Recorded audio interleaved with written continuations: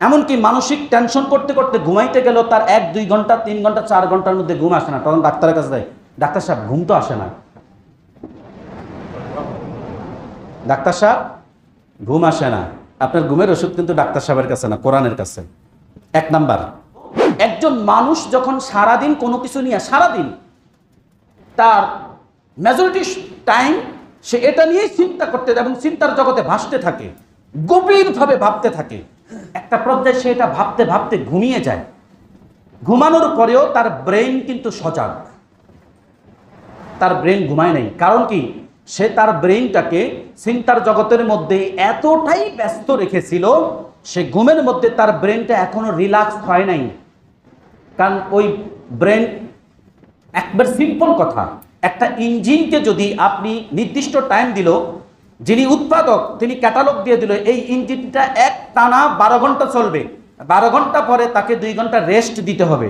আপনি কিন্তু 12 ঘন্টার পরেও যখন আপনি এটাকে 14 ঘন্টা 16 ঘন্টা 18 ঘন্টা 20 ঘন্টা চালাইলেন, ক্যাটালগ ওভার করলেন, উৎপাদনকারীর ক্যাটালগ ওভার করলেন, তাকে 12 ঘন্টা পরেও তাকে রেস্ট দিলেন না। রেস্ট না দেওয়ার পর ইঞ্জিনের কেমন অবস্থা হবে? সেটা কি সহজে ঠান্ডা হবে? ঠিক তদ্রূপ মানুষের মস্তিষ্ক যখন অতিরিক্ত টেনশন আর চিন্তা করে, মনোজগতের মধ্যে আপনি ন্যাচারালি কাজ করেন, আপনার ব্রেন যতটা না ব্যস্ত থাকবে, সবচেয়ে বেশি ব্যস্ত থাকে হলো মানুষের মানসিক অবস্থা চিন্তার পরে। আর এই মানসিক অবস্থা যখন মানুষ চিন্তার জগতে নিজেকে ডুবিয়ে রাখে, তখন তার স্বাভাবিকের সে যখন এটা বেশি প্রেসার দেয়, তখন সে ঘুমায়, মানুষটা ঘুমায়া গেল, এমনকি মানসিক টেনশন করতে করতে ঘুমাইতে গেল, তার 1-2 ঘন্টা 3 ঘন্টা 4 ঘন্টার মধ্যে ঘুম আসে না, তখন ডাক্তারের কাছে যায়, ডাক্তার সাহেব ঘুম তো আসে না। ডাক্তার সাহেব ঘুম আসে না, আপনার ঘুমের ওষুধ কিন্তু ডাক্তার সাহেবের কাছে না, কোরআনের কাছে। 1 নাম্বার, যদি ঘুম না আসে অজু করবেন। কি করবেন? অজু করবেন। অজু করার পরে 2 রাকাত নামাজ পড়বেন। নামাজ পড়ার পরে অজু করার সময় বাম হাতে পানি নিয়ে গাড়ের মধ্যে ঠান্ডা পানি দিয়ে 3 বার মাসেও করে দিবেন। গাড়ের মধ্যে, কিসের মধ্যে? গাড়ের মধ্যে মাসেও করে দিবেন। 2 রাকাত নামাজ পড়বেন।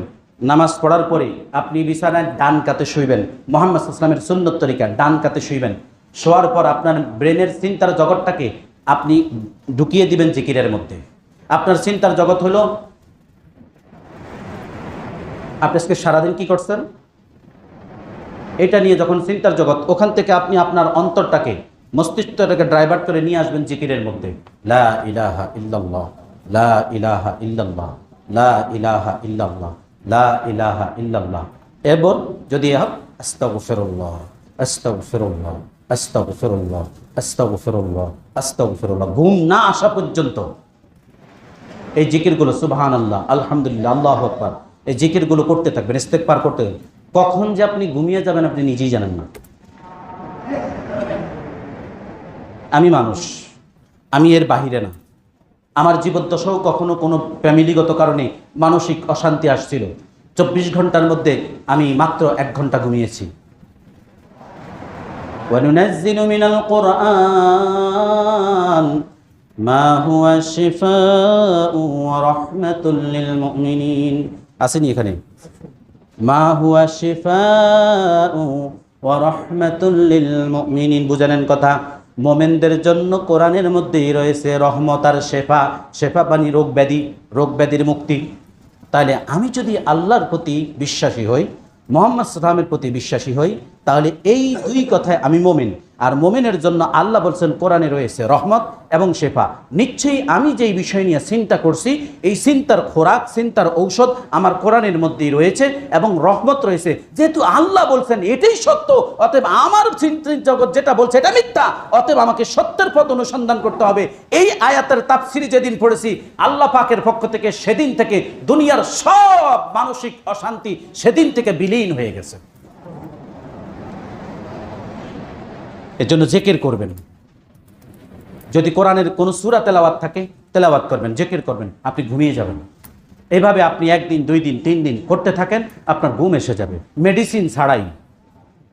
আর ওই যে বললাম 12 ঘন্টার জায়গায় যখন মেশিনটাকে 20 ঘন্টা 18 ঘন্টা 16 ঘন্টা চালাবেন, আপনার স্বাভাবিকের সে যখন ব্রেনটাকে অতিরিক্ত মানসিক চাপ দিবেন, তখন তো সেটা কি নির্দিষ্ট সীমানা আউট। তো সীমানা আউট করলে আপনার পরিণতি কি হতে পারে সেটা আপনি নিজেই বুঝেন। আল্লাহ সুবহানাহু ওয়া তাআলা এরপর বলেন ফাইন্নাহুম লা ইউকাযযিবুন, সুতরাং ওরা তো আপনাকে মিথ্যাবাদী বলে না, মিথ্যা প্রতিপন্ন করে না, বরং আল্লাহর আয়াতকে ওরা মিথ্যা প্রতিপন্ন করে।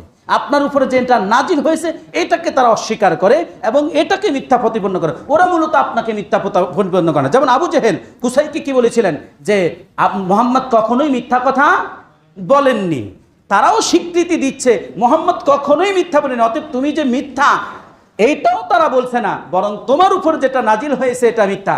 আর তোমার উপর নাজিলকৃত কোরআনকে মিথ্যা সাব্যস্ত করা মানেই হলো আল্লাহকে মিথ্যা প্রতিপন্ন করা, এবং তুমি রসুল হিসেবে স্বীকৃতি দেওয়ার ক্ষেত্রে এটা তারা মিথ্যা প্রতিপন্ন করছে।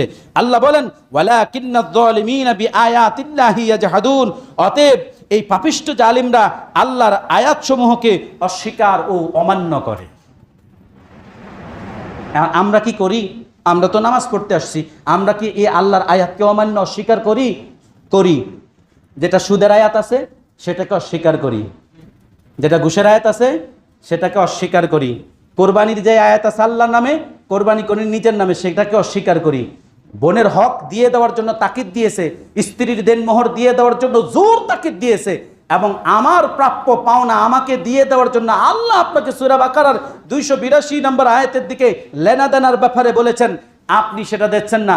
মুদি দোকানদার আপনার কাছে 500 টাকা 5000 টাকা 2000 টাকা পাবে, আপনি এই দোকানের পাশ থেকে ঘুরে আরেক দোকান দিয়ে যান। এটা জুলুম নয়? মুহাম্মদ সাল্লাল্লাহু আলাইহি ওয়াসাল্লাম কি এটা করেছেন? পাওনাদারের পাওনা তা দ্রুত গিয়ে পরিশোধ, পাওনাদার না চাইলেও, পাওনাদার চাইবে না, চাওয়ার প্রয়োজন নাই, বরং কিয়ামতের মাঠে আপনি নিজেকে বাঁচানোর জন্য নিজে দৌড়িয়ে গিয়ে পাওনাদারের পাওনা পরিশোধ করে দিয়ে আসবেন যদি নিজে বাঁচতে চান। কেননা আপনার ইবাদত, আপনার নামাজ, আপনার হজ, আপনার যাকাত, আপনার কোরবানি, আপনার জান মাল, আপনার মৃত্যু, আপনার জান্নাত, আপনার সব কিছু ঋণের সাথে ঝুলে আছে। কিসের সাথে? কিসের সাথে? ঋণের সাথে ঝুলে আছে। এমনকি বিনা হিসাবে জান্নাত প্রাপ্ত শহীদরা পর্যন্ত যদি ঋণ থাকে, ঋণের সাথে তাদের জান্নাতে যাওয়া ঝুলে থাকবে।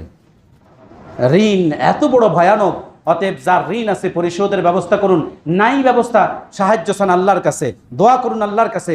আল্লাহ তাআলা যেন আমাদের সকলকে আমাদের এই কোরআনের আলোচনা থেকে, রসুলের শিখানো পদ্ধতি থেকে, রসুলের আদর্শ থেকে জানার, মানার, আমল করার তৌফিক দান করুন।